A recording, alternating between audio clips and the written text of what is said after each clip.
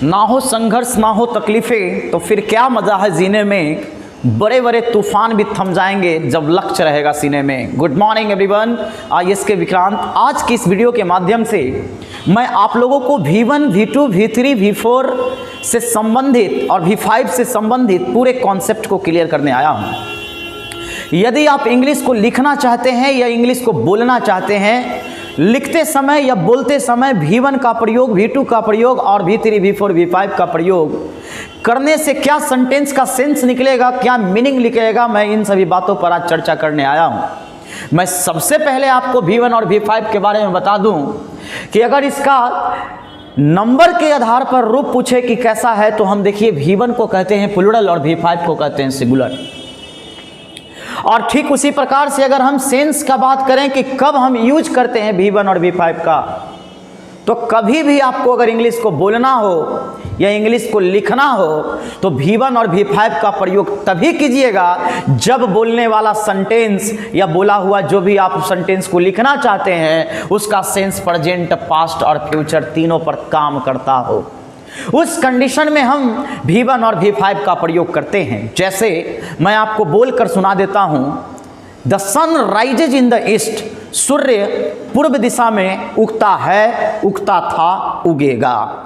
ये तीनों प्रकार के टाइम में यूज होने वाली सेंटेंस है, और जो तीनों प्रकार के टाइम में यूज होने वाली सेंटेंस होती है उसी को रूटीन कहा जाता है। और जब भी आपको प्रेजेंट, पास्ट और फ्यूचर तीनों में काम करने वाली टाइमलेस स्टेटमेंट का प्रयोग करना हो तो उस कंडीशन में सिर्फ और सिर्फ वर्ब का दो फॉर्म का प्रयोग किया जाता है, एक V1 और दूसरा V5। फिर उसके बाद मैं आप लोगों को बताना चाहता हूं V2 का प्रयोग कब करेंगे। देखिए V2 का जब भी यूज करेंगे तो उसका सेंस होना चाहिए पास्ट का, और पास्ट में क्या होना चाहिए, कंप्लीट एक्शन होना चाहिए। पास्ट के चलता हुआ एक्शन के लिए मैं V2 का प्रयोग नहीं कर सकता हूं, पास्ट के खत्म एक्शन को दर्शाने के लिए V2 का प्रयोग कर सकता हूं। जब भी V2 का प्रयोग करेंगे या बोलेंगे, लिखेंगे या बोलेंगे तो उस कंडीशन में आपको इस बात को ध्यान देना होगा कि हम V2 का प्रयोग तभी करेंगे जब कोई एक्शन पास्ट में खत्म हो गया है, फिनिश हो गया है, उसे दर्शाने के लिए V2 का प्रयोग किया जाता है। बात रही V3 का, तो V3 को दो सेंस में हम यूज करते हैं। एक प्रेजेंट में खत्म एक्शन को दर्शाने के लिए उस कंडीशन में आपको हैज और हैव के साथ V3 लगा हुआ मिलेगा। सेंस इसका देखिए क्या लिखा हुआ है, कंप्लीट। यानी कोई एक्शन प्रेजेंट में खत्म हुआ है, प्रेजेंट में कोई एक्शन फाइनल हो गया हो तो उसको बोलने के या लिखने के लिए सिर्फ और सिर्फ आपको हैज और हैव के साथ V3 की आवश्यकता होगी। बाकी कोई सेंटेंस का प्रयोग आपको नहीं करना है, किसी भी प्रकार के ऑर्डिनरी स्ट्रक्चर का प्रयोग आपको नहीं करना है। ठीक उसी प्रकार से अगर पास्ट में कोई एक्शन फिनिश हो गई है तो उसको दर्शाने के लिए हैड प्लस V3 का प्रयोग किया जाता है। लेकिन इस कंडीशन में आपको एक बात को और ध्यान रखना होगा कि हैड प्लस V3 का प्रयोग हम उसी कंडीशन में करेंगे जब ये डबल सेंटेंस के साथ आता हो, यानी इसके साथ सिंपल पास्ट भी मौजूद हो, यानी दो एक्शन पास्ट में कंप्लीट हो, लगातार कंप्लीट हो, तो पहले कंप्लीट एक्शन को दर्शाने के लिए हम इसका प्रयोग करेंगे। बाकी किसी स्ट्रक्चर में इसका प्रयोग नहीं किया जाता है। इसके बाद मैं आप लोगों को बता देना चाहता हूं कि अगर आप V4 का प्रयोग करना चाहते हैं तो V4 को प्रयोग करने के लिए दो प्रकार के स्ट्रक्चर आपके सामने आएगी।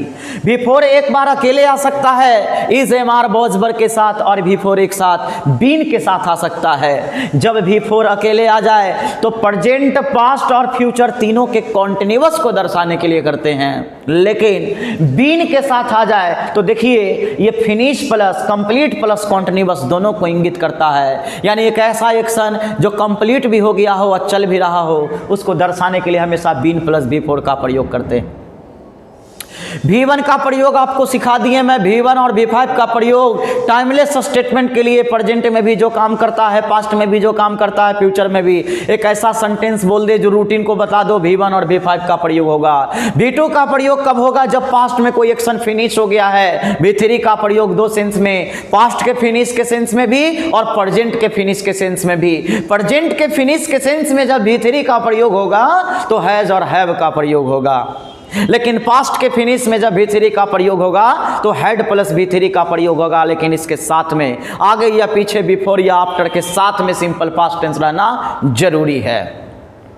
बिफोर का काम आप समझ चुके हैं कि कंटिन्यूअस एक्शन को दर्शाता है, प्रेजेंट का कंटिन्यूअस के लिए भी आएगा, पास्ट के कंटिन्यूअस के लिए भी, फ्यूचर के कंटिन्यूअस के लिए। लेकिन बीन के साथ अगर आप बिफोर लगा रहे हैं तो उसमें फिनिश के साथ साथ कंटिन्यूअस दोनों प्रकार की एक्शन मौजूद रहती है।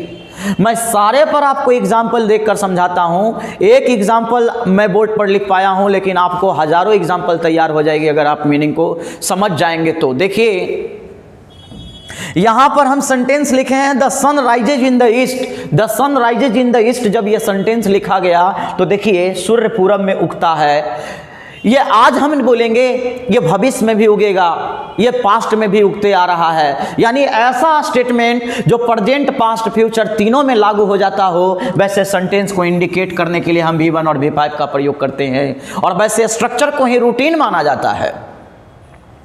My mother comes here every Saturday. मान लीजिए कि आप हॉस्टल में रहते हैं और आपके मम्मी आपसे मिलने प्रत्येक रविवार को आते हैं, तो पिछले रविवार को भी आए, इस रविवार को भी आए, अगले रविवार को भी आएंगे। देखिए ये रूटीन हो गया, प्रेजेंट पास्ट फ्यूचर तीनों में टाइम इसका इंडिकेट हो गया। तो रूटीन को दर्शाने के लिए सिर्फ और सिर्फ इंग्लिश में 2 वर्ब बना है, एक V1 और दूसरा V5। अब उसके बाद देखिए राम किल्ड रावण, राम रावण को मारे। बताइए आज मारे क्या?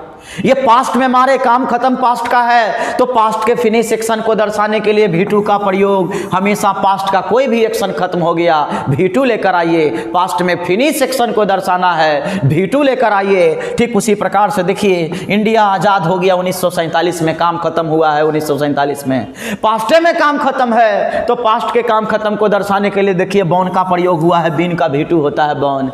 यानी V2 जब भी यूज होगा तब पास्ट में एक्शन खत्म हो जाया करेगा, पास्ट का एक्शन फिनिश होते रहेगा, हो गया होगा। Amrita has come here recently, देखिए हाल ही में तुरंत आई है अमृता, तो उस कंडीशन में 24 घंटा के अंदर आ गया, तो 24 घंटा के अंदर को हम लोग प्रेजेंट मानते हैं। अब प्रेजेंट में कोई काम खत्म हो गया तब present perfect tense has plus V3 का प्रयोग, लेकिन पास्ट में काम खत्म हो गया तब V2 का प्रयोग। अब प्रेजेंट में खत्म हो गया तो had plus has have plus V3 का प्रयोग। तो देखिए यहाँ पर हैज प्लस V3 लगा हुआ है। ठीक उसी प्रकार से अगला फॉर्म में देखिए I have been teaching since 2012, मैं 2012 से पढ़ा रहा हूँ। देखिए क्या आपको बोला गया है, been plus V4, been plus V4 क्या बताता है? कंप्लीट के साथ साथ कंटिन्यूअस। तो 2012 से पढ़ा रहे हैं, आज है 2022, तो 2012 से पीछे हम सब काम कर दिए हैं ना, फिनिश ना हो गया, अब आगे करेंगे वो फ्यूचर ना हो जाएगा, कंटिन्यू ना चल रहा है। तो कंटिन्यू के साथ साथ अगर कंप्लीट जुड़ गया, कंप्लीट के साथ साथ अगर कंटिन्यूअस जुड़ गया, तो इसको दर्शाने के लिए हम लोग B प्लस V4 का प्रयोग करते हैं। तो देखिए स्ट्रक्चर में B प्लस V4 लिखा हुआ है। तो ओवरऑल आप V1 V2 V3 और V4 V5 पूरे का प्रयोग आप सीखें, तो मैं आपको उम्मीद करता हूं कि मेरे सारे बातों को आप समझे होंगे। और अंत में मैं आपसे रिक्वेस्ट करता हूं कि मेरे चैनल को सब्सक्राइब करें और वीडियो को लाइक करें और अधिक से अधिक शेयर करें, ताकि जो बच्चा इन सभी चीज़ों को ऑथेंटिक मीनिंग नहीं समझ पाते हैं वो समझ पाएं। धन्यवाद।